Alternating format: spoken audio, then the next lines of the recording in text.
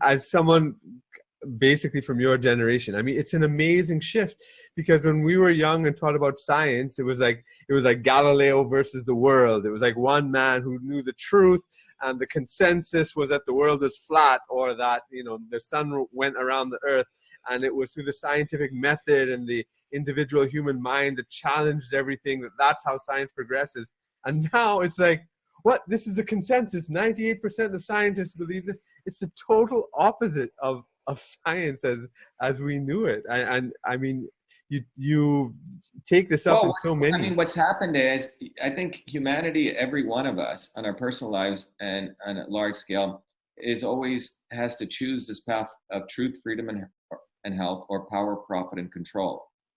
And I think this is constantly taking place, this dialectic, right? Yeah. Do you want truth? Do you want freedom? Do you want health? And in order to have truth, you have to have freedom of discourse, open debate, and that leads so the scientific method can reveal itself and emerge to find truth. And from truth, you're actually able to focus on real problems and find real solutions.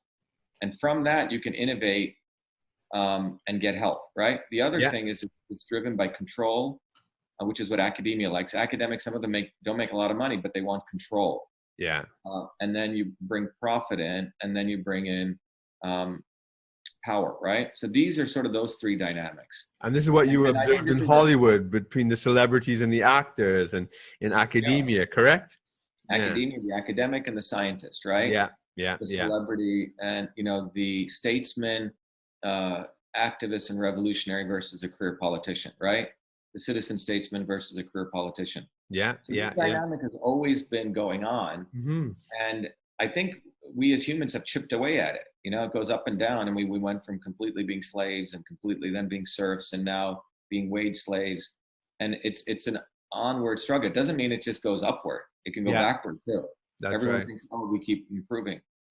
So we have an interesting situation now in the world, because with that Mansfield Amendment, where so much money got consolidated in the NSF and it became a political organization, what's ended up happening is we're starting to move towards scientific consensus. Yes, definitely. So there's a guy called Chuck Schumer as a senator, Nancy Pelosi's comrade in the Senate.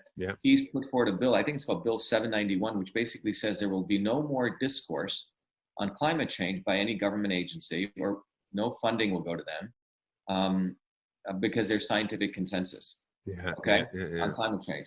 So when that is very similar to the edicts that led to the Council of Trent against Galileo. It's not that different.